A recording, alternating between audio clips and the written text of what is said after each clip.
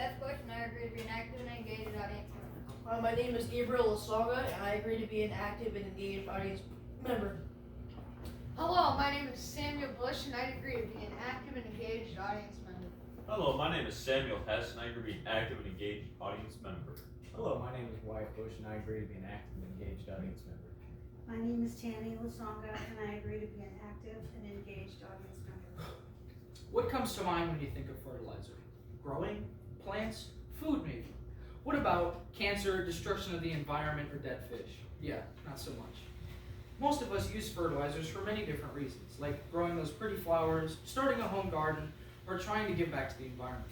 And when we try to grow things, we use accelerants or chemical fertilizers to make plants grow bigger or faster. I feel very close to this subject as I conducted a STEM fair experiment in which I researched a common substitute for fertilizer and I measured its effects. Chemical fertilizers need to be avoided as they cause health defects, damage the environment, and can easily be replaced with eco-friendly alternatives. Fertilizers are a common part of our society. They're everywhere, and so are people. Chemical fertilizers can have a large negative impact on human health. While closely examining fertilizers, it can be seen that the three most common elements used are nitrogen, phosphorus, and potassium, and these levels can be measured using the NPK scale. Savacki, who researched the unwanted spread of fertilizer, reports that almost 20% of fertilizer is carried away from its origins by water. This transport via water can lead to the poisoning of wells and drinking water. The chemicals present in the fertilizer, such as high phosphates, can lead to sickness and hospitalization of humans.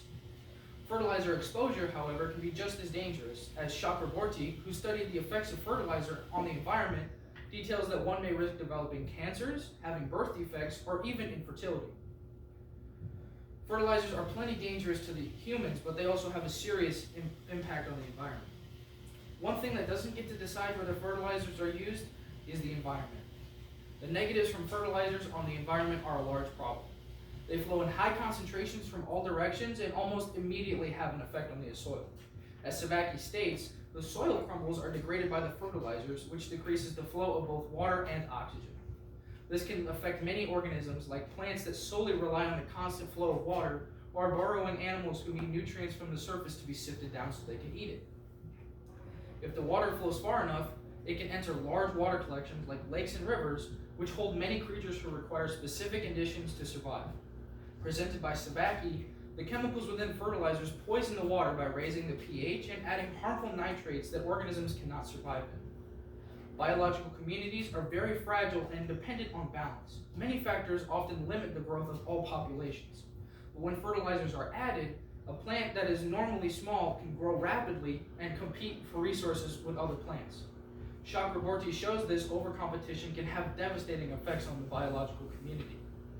While some may think that fertilizers are used by large farms in copious amounts without care, the reality is many evaluations must go into how much is used, claims Hawkmith, who studies the mismanagement of fertilizers on farms.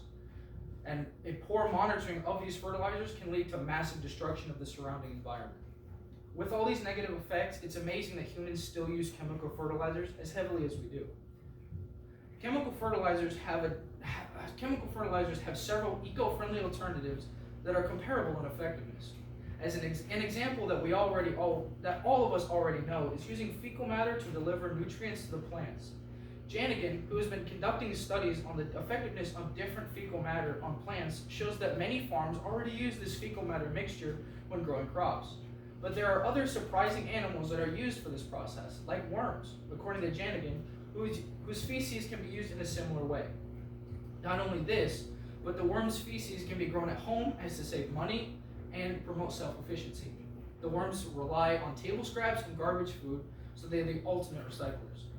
Ultimately, though, this is not the only way to produce eco-friendly fertilizers. In today's age, the people are always looking for new solutions to problems, and creative studies are always ongoing so that we can see what works.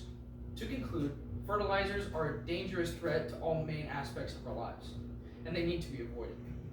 These fertilizers negatively impact humans and the environment and can easily be replaced with safer alternatives. Humans need to stop using chemical fertilizers so heavily in day-to-day life. We need to search for more organic and eco-friendly alternatives And if we band together for a collective cause that will help our planet, there's a brighter future on our horizon.